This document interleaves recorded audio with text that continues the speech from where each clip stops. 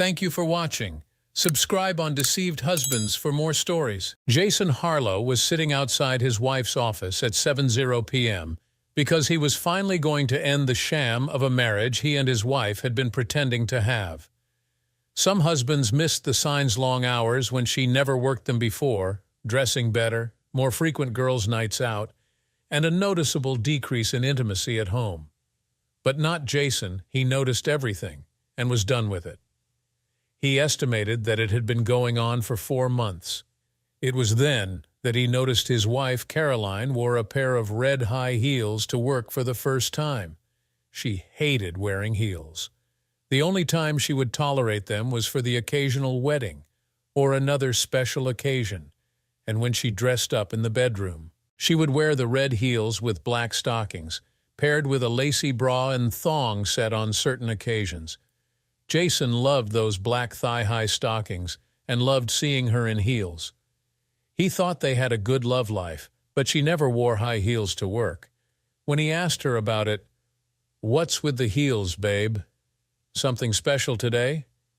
She paused for a moment, then continued without turning around and said, "I have a presentation with my boss today. Just want to look sharp." He didn't respond, but thought, looking sharp for who? Your boss? And let it go. Then the late hours started. At first it was just an hour or so, but later it became 2 to 3 hours several nights a week. When the girls' nights out started, he knew what was really going on. She hated clubs, lounges, and bars. Her idea of going out was a nice dinner or coffee. She didn't drink and looked down on those who did. He followed her on the third girls' night out, and she went to a house in Silverwood. He recognized the house. He'd been there a few times for office parties. It was her boss, Richard Green's house. Jason waited for over an hour, and when he was confident that she was planning to stay and not just making a stop on the way, he let the air out of all 4 of her tires and drove home. She didn't mention the tires when she got home that night or over the weekend, but he heard her tell their daughter, "Would you believe someone let the air out of my tires last night?" "No way, really?" she replied. "Yep, thank God they didn't slash them, just let the air out. I used that air pump your dad makes me keep in the trunk." "Wow, where'd you go?" "Just a dance club with some friends. You should probably avoid it in the future." Caroline smirked and said, "Sure thing, baby." Jason met with an attorney and began the divorce proceedings. That was why he was sitting outside her office. She was going to be served that evening. He lamented over the 15 years of marriage, but overall, they had been good years. They produced his 14-year-old daughter, Ava, who was the apple of his eye and a daddy's girl. He met Caroline when he needed a lawyer for a contract issue with his former employer. Back then, she was a paralegal aspiring to be an attorney. He thought she was stunning and asked her out. They dated happily for 2 years before he proposed, and he thought they were happy throughout their marriage, right up until she started working for Richard Green. He worked as a sales manager and sometimes had long hours, but they spent as much time together as possible as a family. They went on weekend trips as Ava's schedule allowed. She always had one sport going on or some other activity keeping her busy. Occasionally, Jason and Caroline would go to the Hamptons or Cape Cod for a weekend without Ava when she was old enough to stay home. The shock of Caroline's betrayal cut him deeply. She had been increasingly distant with him, but he had never suspected she was cheating until he noticed the heels. It all went downhill from there. Her attitude got worse and progressively more hostile. He recalled the conversation on the night he followed her. "Honey, why don't we go out to dinner and catch a movie tonight? I've got a rare Friday off and I want to spend some time with you," he said. "You know I go out with the girls now on Fridays. They rely on me to be their designated driver. Let them Uber for one night. With the extra hours you've been working and these nights out, I hardly see you anymore. Well, if you had a real job, one that didn't have you working all hours of the evening and sometimes overnight, you might see me more. You don't, though, and I've had to put up with it for almost 15 years. Suck it up. I'll see you later." She didn't even say goodbye when she walked out the door. He was stunned. He followed her into the garage and watched her pull out. He grabbed his keys and hurried out after her. There was only one way out of their subdivision, and it was quite a maze of streets to get to the main road from their house. He caught up to her as she turned onto Oak Street and followed her to Richard's house. He avoided her for the rest of the weekend and resolved to find a lawyer on Monday. He didn't want to go scorched earth, he just wanted a fair split and an amicable end to the marriage. Through her words and actions, he felt she didn't want him anymore, so why hold on to a relationship that was clearly over? She could have her boss without a fight from him, he thought. He told his daughter about it that Monday. "She's cheating on me, sweetheart. You may not have noticed a difference over the last few months, but I have. She's checked out of the marriage and is with her boss." "No way, Daddy, I don't believe it." "I followed her to his house. She said she was going out with friends. She didn't. She went to his house, but her tires were messed with at the club." "No, sweetie, I did it. And I did it at his house when I saw that she wasn't going to a club. I just can't believe it, Daddy." "Me either, but it's true." His daughter was sitting next to him, waiting for the inevitable confrontation to start. "Are you really sure, Daddy? There's no chance?" Ava asked. "No, sweetheart, it's over. She broke my trust and my heart. I can't accept that kind of betrayal. What if she felt like she had a reason to do it?" "Sweetheart, there is no reason to justify a long-term affair. If she got drunk and it was a one-time thing, maybe. If she were assaulted, of course, that would be different. No, she chose this path. She betrayed my trust. Trust is the most important thing you can have with someone. You can't ever love someone that you can't trust.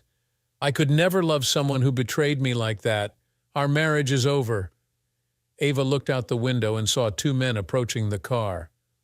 "What an idiot," Caroline Harlow said, looking out the window of her law office as Richard pounded her from behind. "Glad for the one-way glass, I can't believe. Ugh, he thought he was going to get me first. Harder, baby. I want a climax at the same time it's going down." Richard rammed into her as hard as he could, pounding her on the way to his own climax. There was no love there, it was purely physical in every way. It took him 6 months to reel Caroline in, and he was grooming her to replace his wife, who just got the final divorce decree ending their 14-year marriage. He got tired of his ex-wife's nagging about everything. He was tired of her weight gain. He was tired of her lack of interest in intimacy. He was embarrassed to be seen with her, and when their kids left for college, he broke free. Caroline was the same age as his wife, but she was more elegant. She had the fit body of a 34-year-old and was remarkably attractive. Richard was already upgrading her wardrobe, and she was going to make a great partner's wife. The knock on the window startled Jason. "Are you Jason Harlow?" Rolling down the window, he said, "Yes, you've been served. Please read the documents thoroughly. There is a restraining order requiring you to stay 100 yards from Caroline Harlow, Ava Harlow, and your marital residence." "What? A restraining order from Ava?" Ava grabbed the envelope from his hand and read the header, "For the dissolution of marriage." She found the restraining order and handed it to him. "What the hell?" he shouted. "Oh my God, no," Ava said. "Daddy, I swear I didn't know. What are you talking about?" She handed him the other papers. In the documentation, it outlined several accusations: spousal abuse, child abuse, sexual misconduct. "Ava, why?" "Daddy, I swear I had nothing to do with that. It's a lie or a mistake." "Wait, how did she know I would be here right now?" "It's because I told her." His daughter's words broke his heart. "When you told me she was cheating on you, I confronted her. She told me that she only did it because she had an investigator's report saying you were cheating on her. You can't be serious." "Did you see the report?" "No, I did not." "You believed her and didn't believe me. You let her set me up?" "Sweetheart, why? I love you so much. Why did you do this to me? I asked you not to say anything. I swear, Daddy, I didn't know about the restraining order. That abuse thing is. I swear I didn't say anything like that to anyone." He silently cried, ignoring her pleas.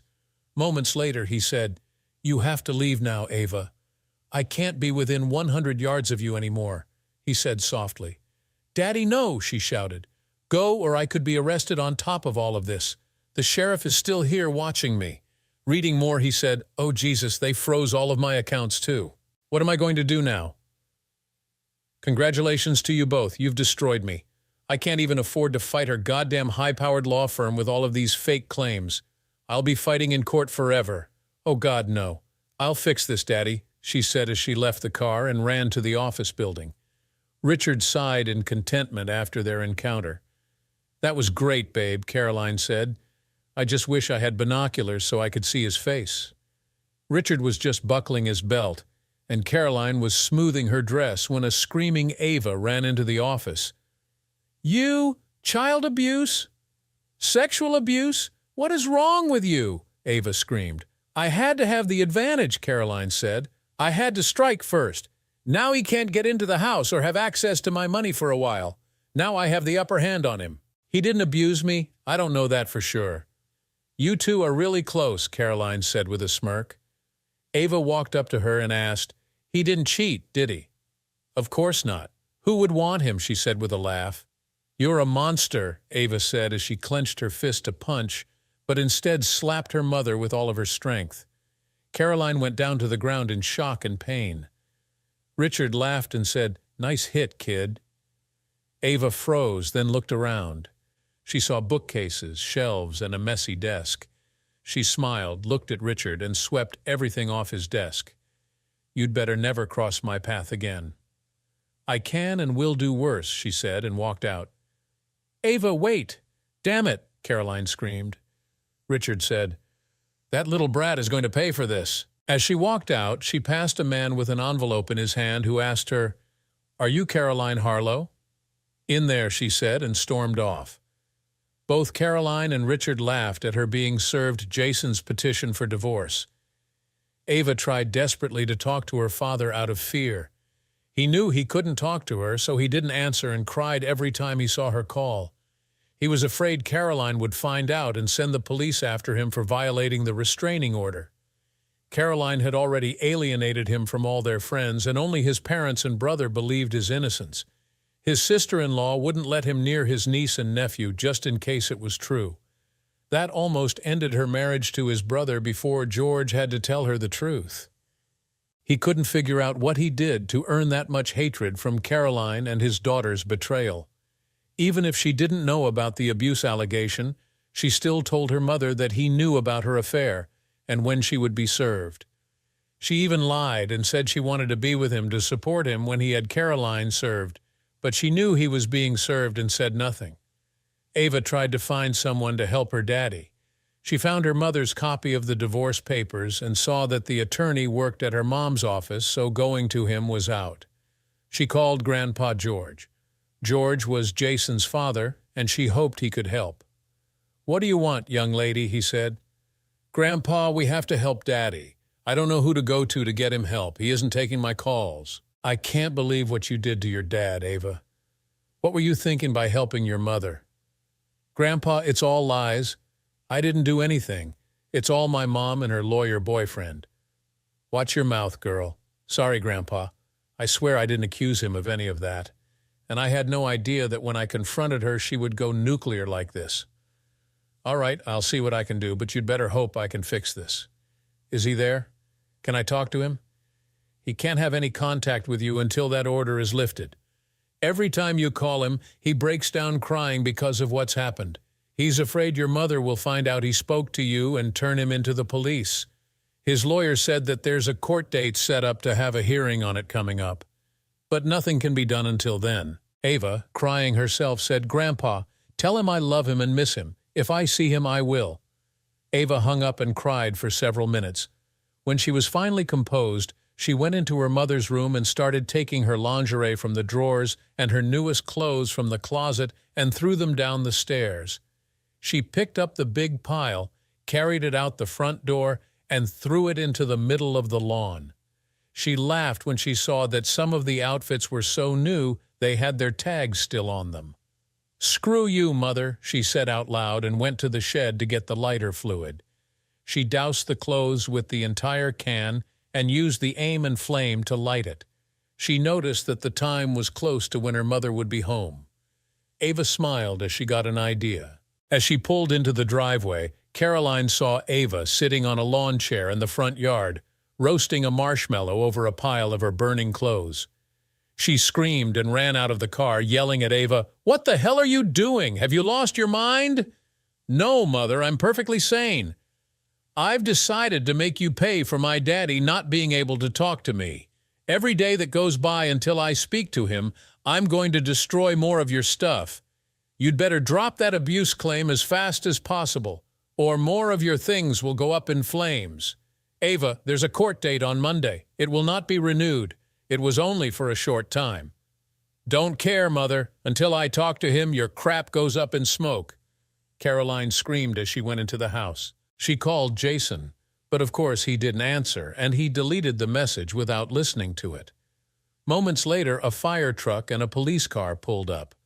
One of the neighbors reported the fire. The policeman and one of the firemen walked up to Ava.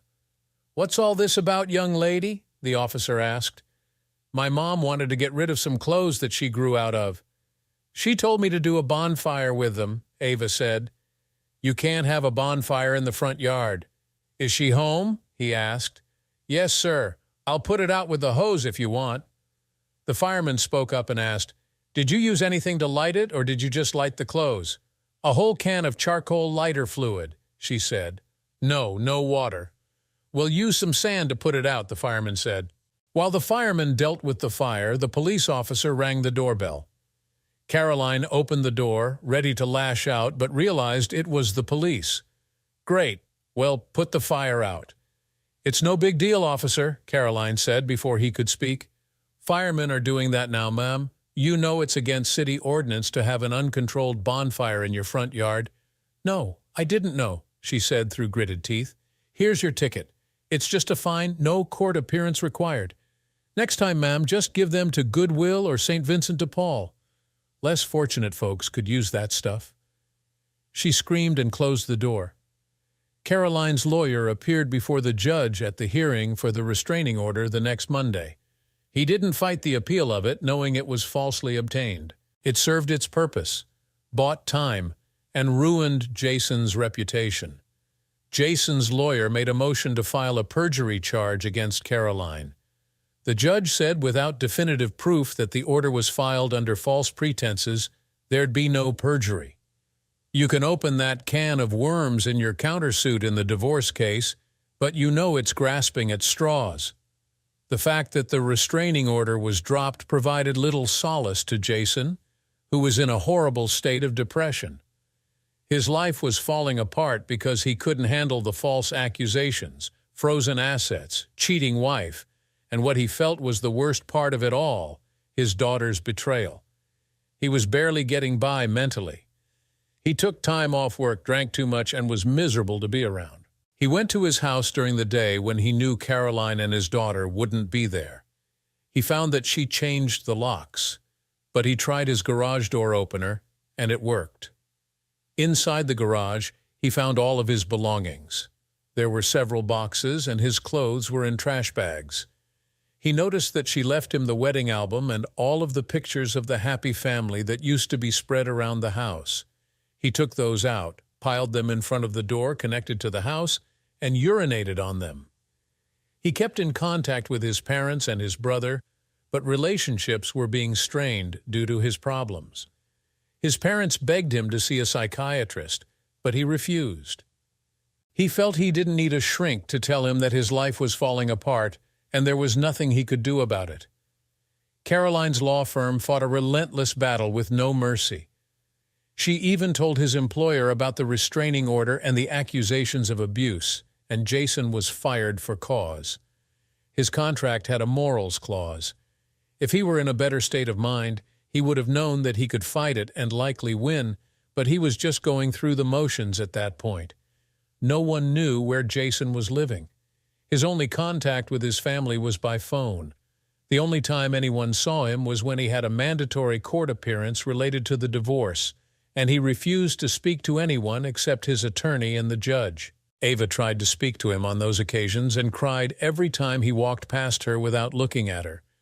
She thought that he looked like a dead man walking. Caroline was pleased with how everything was progressing. She had started resenting Jason months before, as Richard had turned her against him and had built up over the course of his seduction an almost hatred in her for Jason. After months of legal wrangling, the divorce was declared final. Jason got his share of his assets back. His attorney was able to force the sale of the house, and he kept his truck. He couldn't find a job because the false rumors about him abusing his daughter had spread around town. No one cared that he wasn't charged with anything. He decided to move to Miami, where he found work in his field as a sales manager. He put his life's belongings into the back of his pickup truck and was saying goodbye to his parents when Ava drove up. "Daddy, I'm so sorry. None of this should have happened," she said as she ran up to hug him. He cried and did not return her hug. "You chose your mother over me with no proof. You going to her caused the first domino to fall. I had to have the element of surprise because of that law firm she worked for. I had to be able to file first so she couldn't retaliate. You can see now why." "Daddy, I didn't know. I'm sorry. I'm leaving. Now that false child abuse accusation just isn't going away. Once you're accused of something like that, it's a stink you just can't wash off. Someday your mother and her lover will pay. Goodbye, Ava. I loved you more than my own life. I did everything I could to give you a good life. I only hope you haven't grown up to be like your mother." She broke down in sobs as her grandmother hugged her. That gave him the opportunity to get in the truck and drive away. "Caroline, will you marry me?" Richard asked on the day the divorce was final. "Yes, Richard, oh yes," she cried and jumped up to hug him, making a small scene in the restaurant. "Let's go to your place and celebrate," she said as he paid the check. She loved his big house and couldn't wait to move in and redecorate it. Getting rid of the tacky furniture and drapes his ex-wife picked out was a must, but their bedroom set was going to be the first thing to go. Richard snickered as they walked out when he saw his ex-wife having dinner with her parents. His ex-wife, Linda, was disgusted with him and his latest conquest. She spat at him as they walked by, and he didn't even care to notice. Jason walked into the truck depot and saw Sweet Lou standing at the door. "Jason, what's the matter, man? You look like someone pissed in your cornflakes. Divorce is final today, huh? Well, after what that witch did to you, you should be celebrating today. It's not her, it's my kid. She took the witch side, and I just can't get over it. She calls me and emails me, but I just can't bring myself to talk with her. Maybe I should see a shrink. Maybe you should get laid," came a voice from behind them. "Hey, Marianne, that's not a bad idea," Lou said. Who'd want my old broken heart?" Jason said. Marianne leaned in and whispered, "Me, big guy," and flicked his earlobe with her tongue. She walked away, and the men shook their heads, watching her walk off. "Go for it, Jason. She's a great gal." "What the hell, why not?" Jason answered. "That's my boy. Now let's get on the road." For their first date, Jason took Marianne to dinner and a movie. After the movie, they went to a diner for coffee and pie. "Jason, you need to keep your chin up, man. You're a good guy that got a raw deal." "It'll work out in the end," she said. "Maybe, Marianne. For a long time, I couldn't figure out what I did wrong. I didn't understand why she went so hard at me during the divorce. She called me a child abuser and molester, for crying out loud. Jason, that witch is in your past. Shake it off, and it's all behind you now," she said, grabbing his hand. "Look ahead, not back. I'll make it worth your while." He smiled and squeezed her hand. "Let's get out of here." Marianne pulled Jason for a kiss as she opened her front door. "Want to see my etchings, big guy?" "I would love to." She held his hand and took him to her bedroom. The moonlight was shining through the window, giving the room a comforting bluish glow. They kissed with tongues intertwined and undressed each other slowly. There was nothing rushed. They were going to savor every moment. They had a passionate night together, and as they came down and caught their breath, she said, "Your ex is a fool. She wanted your money, not your love. Well, her loss is my gain, and I'm going to take full advantage." He kissed her and said, "Anytime, sweetheart, anytime." A week to the day later, a figure dressed in all black crept up to the back door of a large house in an upscale part of town. Prepared to break in if necessary, they smiled when they found the door was unlocked. Creeping slowly through the house, careful not to make any noise, they found the room they were looking for. The room was set up perfectly for what they needed, which they knew because of a Facebook photo of their target sitting at his desk. The arrogant man had it as his cover photo. The closet was located behind and to the right of the desk, and the room was dimly lit with only the desk lamp on. The closet door was slatted, but they could still see into the room well enough. They opened the door, hid behind the desk, and waited. The only concern was if their target went to the closet before sitting at the desk. That would make it messy, but the job would still get done. Their perfect alibi would ensure their safety either way. Richard Green walked into his home office and looked at his computer monitor, which was at an angle on the desk. His back was completely turned to the closet behind him.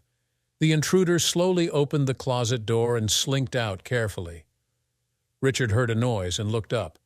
The gun was put to his temple and the trigger was pulled. The gun was placed in his hand.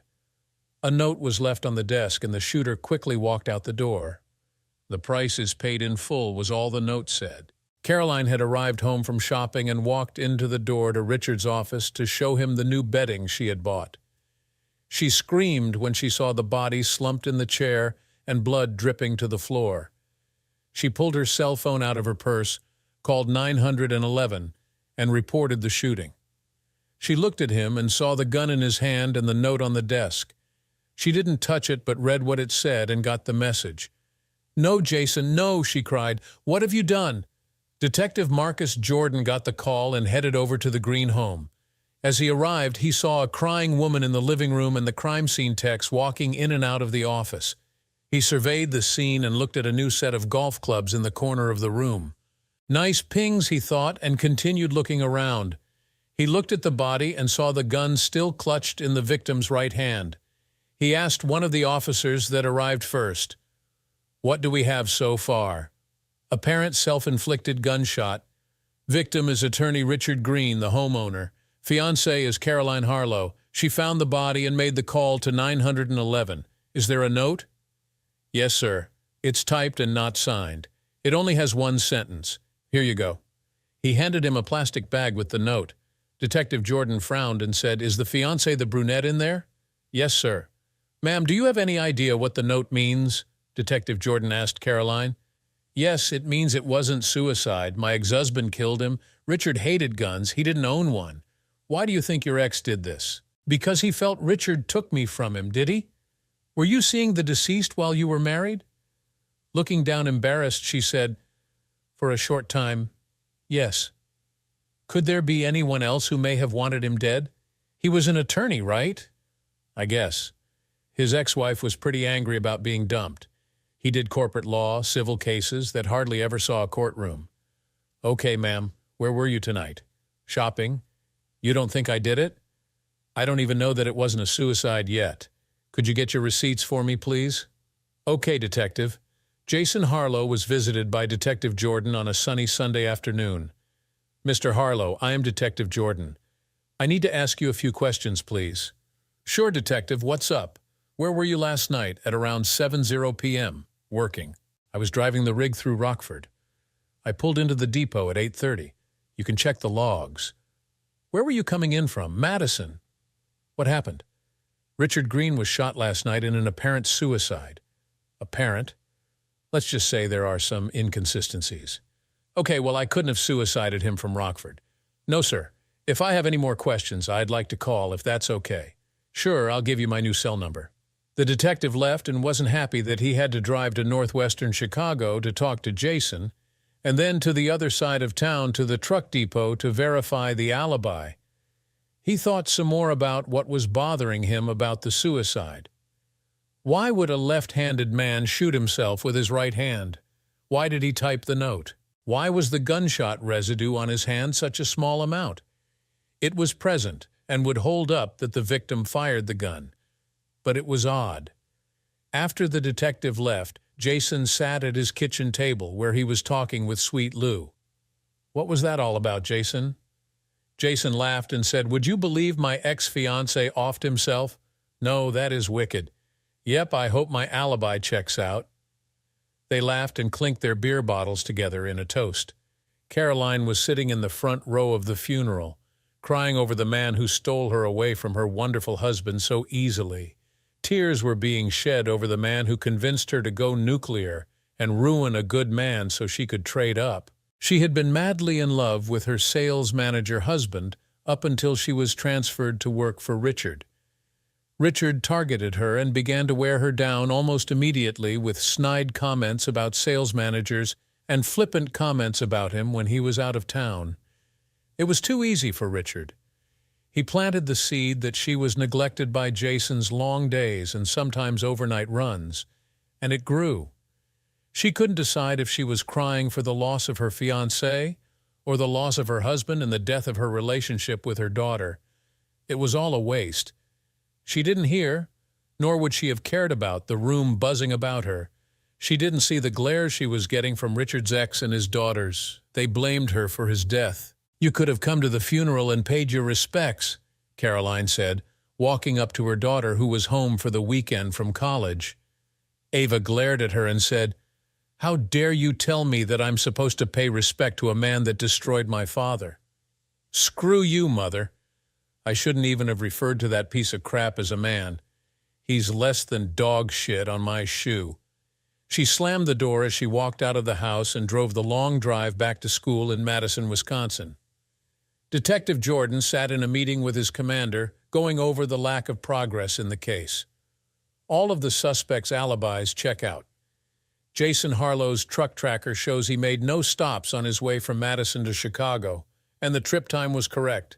The warehouse crew identified him as the driver. Caroline Harlow's receipts and the surveillance cameras place her at Macy's, Victoria's Secret, and Starbucks within the medical examiner's window for the time of death.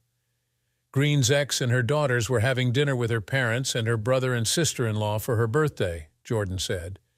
"It was the ex-birthday?" his commander asked. "No, they were just celebrating it. Hell, I even checked out Harlow's daughter, and she was at school over 3 hours away in Wisconsin." "No chance it was suicide?" his commander asked. "It's possible, it just doesn't feel right." "Well, with no suspects, no motive, and no concrete evidence that it was even a murder, close it as a suicide." Jordan nodded and left the room frustrated. 6 months later, Caroline had Marcus Davis over for dinner. That was their third date, and Caroline took him to bed.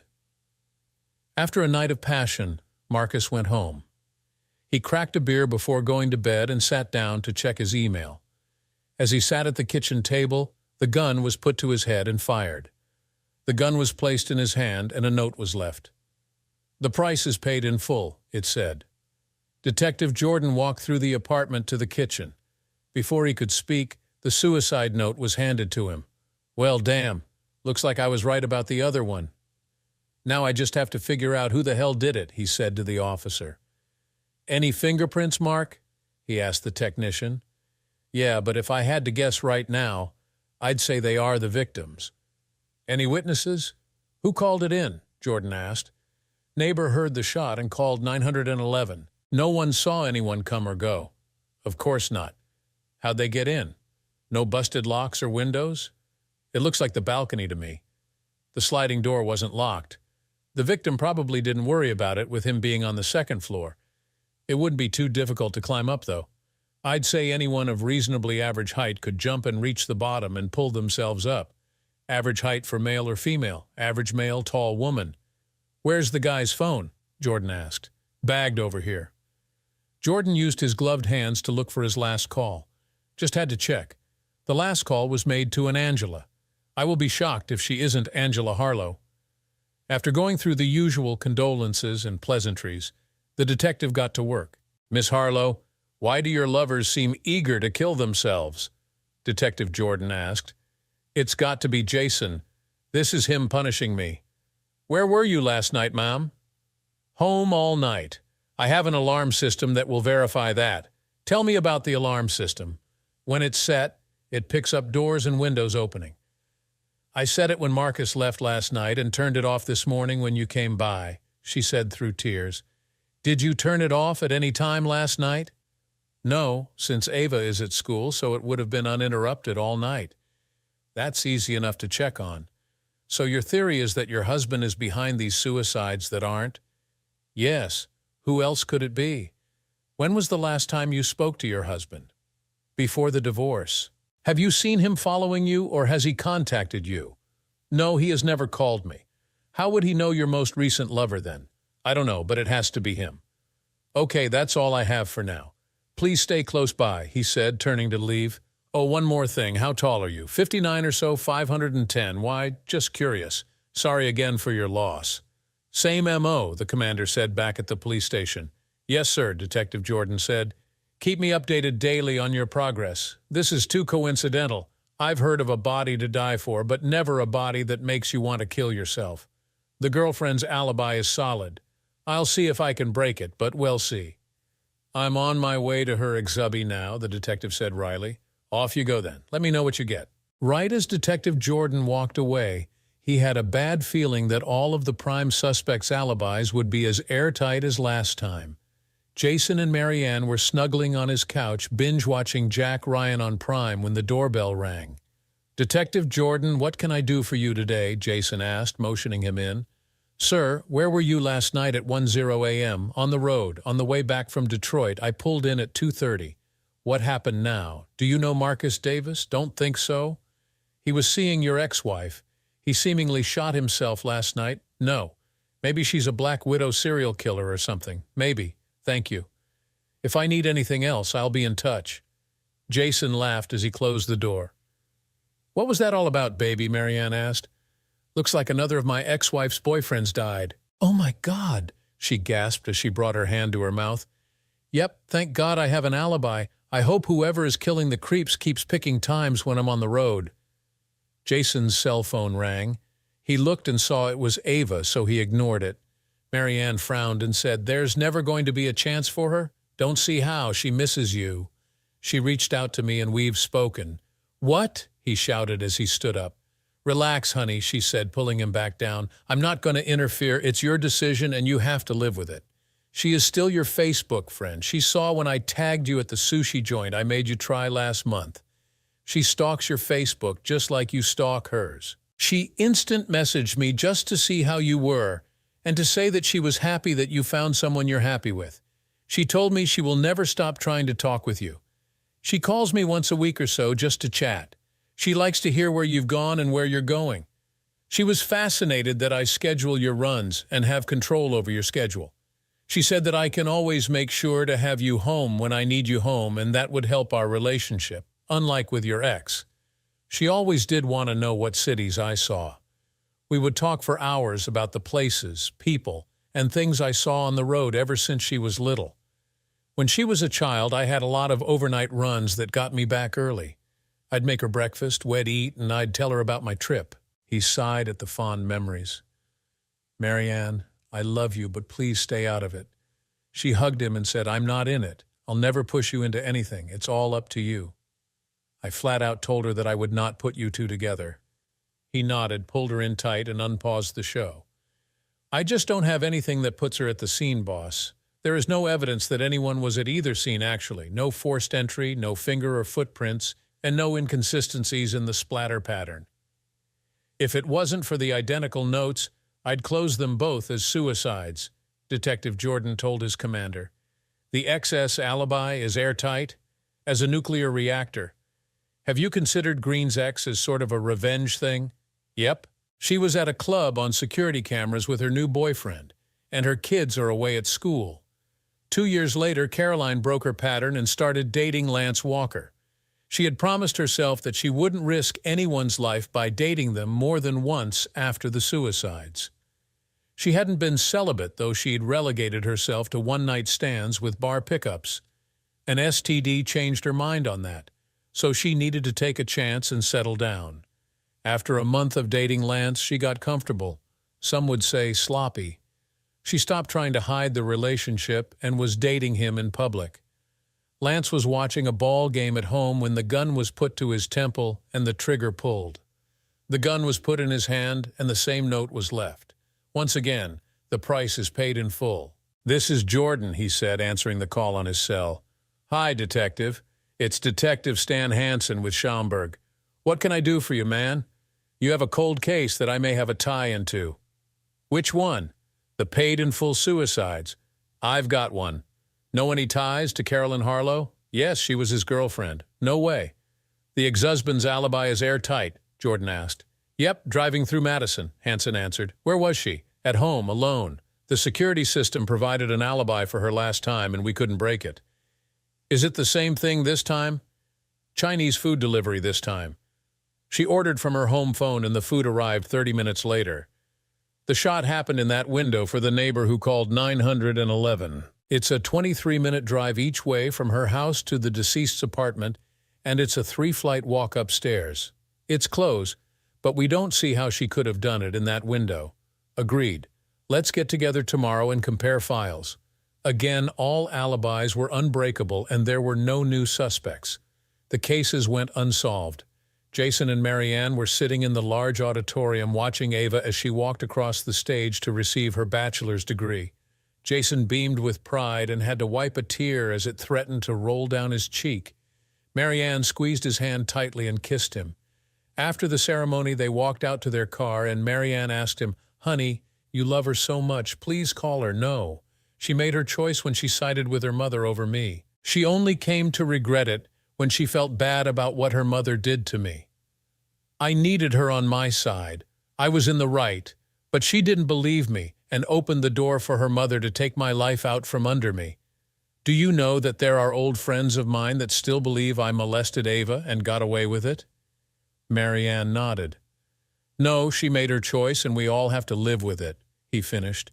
Marianne frowned at his stubbornness, grabbed his hand and said, "Were you this hard-headed before your divorce?" "No, not even close." 5 years later, Caroline and Ava were sitting in the front row of the funeral home's viewing room. It was a large turnout for Jason Harlow's wake and funeral procession. Jason succumbed to pancreatic cancer a few weeks after walking Ava down the aisle at her wedding. He had a few new friends and co-workers that showed, and his small family went, but he didn't rebuild a large network of friends after the divorce. Most of his old friends, neighbors, and co-workers came to pay respect to the good man they used to know and lost touch with over the years. His girlfriend Marianne was there. They never married. She tried very hard not to spit on Caroline for the pain she caused her man. His best friend Lou DeMarco regaled Ava with stories of her dad's last few years. He filled her heart with stories she would never have known. It was Marianne that finally convinced him to hear Ava out and make up with her when he was diagnosed as terminal. He'd spent years throwing away letters, deleting emails, and ignoring calls. Their reunion was perfectly timed as he and Marianne knew they were his last months. Ava actually moved her wedding day up, costing her a fortune in fees and rush jobs. But she got her greatest wish. Her daddy gave her away. Their tearful reunion and walk down the aisle gave Jason a final peace of mind before he lost his last battle.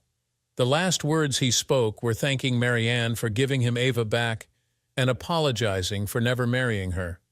She understood and never pushed him for marriage. They were happy as they were. At the viewing, Marianne told Ava how he'd always missed her and regretted not getting in touch with her years before. Her mother asked about it, so Ava told her about some of their reconciliation. "He told me that he was at my graduations in the back, away from anyone who would recognize him." "That's true," Marianne confirmed. "I was with him. He said that he followed my career as I moved up the ranks and made detective for Streamwood. He was so proud of you. He saved the clippings from the Herald. You were the youngest ever to make detective there. He loved it when they said you had a knack for criminology, and later when the paper called you a savant of crime scenes, he almost cried," Marianne said. "He said it was because of all of the Columbo and CSI you guys watched together when you were little. He hoped you'd make it to Chicago or some other big city and have bigger cases." Ava smiled for most of the wake, listening to stories of her dad's life after the divorce. She was happy to finally meet Marianne, who she still had been speaking with on occasion. His new life seemed as good for him as it could have been. He died a happy man. She said a final prayer after the funeral and thanked God he finally found peace. Caroline had been trying to reconnect with Ava throughout the wake and funeral. She blew it at the luncheon after the service when she made the wrong comment at the worst possible time. They were sitting alone after everyone had left when Caroline said, "Ava, I have finally found peace." "What are you talking about, Mother?" "I haven't been able to have a relationship for these last few years in fear that your father would kill them." Ava couldn't believe her ears. "He was cleared by the police, you worthless bitch. But now you're happy he's gone so you can get laid? You're as big a piece of crap as you ever were. I had hoped you'd change, but now I hope you rot in hell." Caroline winced. "You don't understand." Ava cut her off and said, "The next time I see you, Mother, will be when we are lowering your carcass into the ground." "No, Ava, please understand." Ava cut her off again, saying, "Goodbye, Mother. Good luck with your sex life." That was the last time she ever spoke to her mother. 10 months later, Caroline was having dinner with her boyfriend, Charlie Harlan, at an expensive steakhouse. "These last 8 months have been so wonderful for me," Charlie said, squeezing her hand. "Me too, Charlie. I wasn't sure I would ever love again, but we found each other. Caroline, I love you. Will you marry me?" Caroline took a deep breath and said, "Yes, yes, I'll marry you." There was a pang of fear in the pit of her stomach. She softened and thought, "He's dead. I have nothing to worry about." 1 week later, Charlie was sitting on his back deck thinking about the upcoming wedding and moving Caroline in with him. He took a deep puff of his Cuban Monte Cristo No. 2 and exhaled the smoke as he sighed in contentment. The gun was placed to his temple, and the trigger was pulled. The gun was put into his hand, the cigar put into the ashtray, and a note was left tucked under the heavy ash bin on the table. "The price is paid in full." Caroline hung up the phone after talking with Detective Jordan, her face wet with tears after the emotional conversation. She went up to her bathroom and grabbed a bottle of sleeping pills. She hadn't needed one for a while, but always had them on hand. She walked out to her mailbox, placed an envelope in, and lifted the flag to let the mailman know there was outgoing mail. She laid on her bed and thought of her wedding to Jason and what a perfect day it was. She thought of Ava and how proud she was of her career. She thought of family vacations and trips to the park. She regretted ever meeting Richard Green and ruining her own life. Finally, she said a prayer that she would see Jason soon. She placed the note on her chest as she fell asleep for the last time. Her note read, "My price is paid in full." Ava walked in with the mail and a bag of groceries. She set everything down, put her keys on the hook, and kicked her shoes off. Her husband Blake wouldn't be home until almost midnight since he worked second shift as a police officer, so she had the pleasure of a silent house to enjoy. She opened a bottle of California Roots Cabernet and poured a healthy glassful. Taking a drink, she walked over to the pile of mail and saw a letter.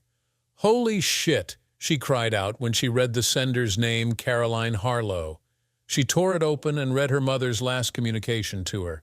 Falling into her chair, tears fell from her eyes as she read what her mother's suicide truly meant. "Wow, Mother, wow," she said to the empty house. She picked up her cell phone and made a call. "Jordan, Detective Jordan, this is Ava Harlow, Jason and Caroline Harlow's daughter." "Hello, young lady. Sorry to hear about your mother's suicide, thank you. At least hers saved you some investigating." "Yes, Charlie Harlan, no, but hers, yes. What can I do for you, Ava? I received a letter in the mail from my mother. It's a confession." "What?" he screamed into the phone. "It's a confession for all of the suicides. Apparently, she was insane. I can't believe it. Jesus Christ. Okay, come and meet me at my station as soon as you can. On my way." She took the first page and lit it on fire, put it in her fireplace, and made sure it burned completely. The letter read, "My dearest Ava, I'm giving you this last gift of my penance.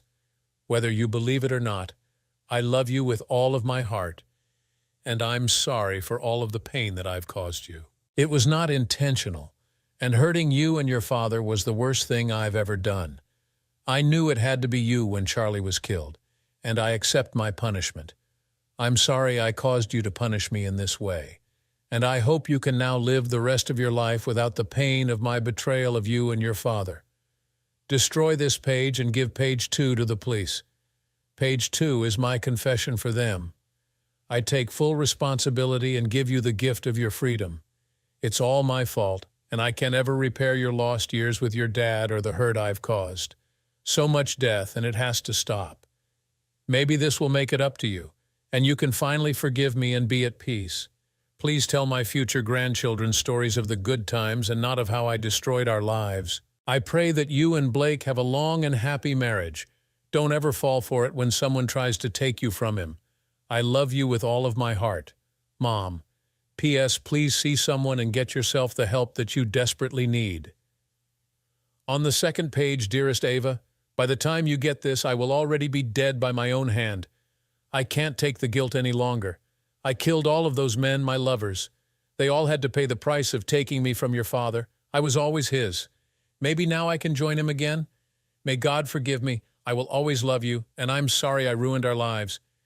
Until Richard, we truly had a perfect family. Mom. Ava was escorted to Detective Jordan's desk and sat down after exchanging greetings. After he read the letter, he said, Jesus, Ava, I'm sorry. Yeah, I just can't believe it. She must have really lost it years ago when I stopped talking to her after what she did to my dad. I can't believe she kept dating just to kill them. God, I just don't get it. It kind of makes sense that it was her for a couple of the murders. Her alibi wasn't great. We just couldn't place her at the scene, and frankly, we didn't have a good enough case. I always felt it was your father or Green's ex-wife, but we couldn't break their alibis either. Well, I'm glad it's all over the murders, her pain, everything. Take care, Detective. You too. Ava walked out of the police station with a mile-wide smile and shook her head. She stopped as she opened her car door, looked up to the sky and said, Thanks, Mom. I hope you do find Daddy wherever you are. Thanks for watching. What do you think about Caroline's shocking confession and the tragic twists in Jason's story? Do you believe justice was served in the end? Let us know your thoughts in the comments below. And don't forget to like, share, and subscribe for more gripping stories like this one.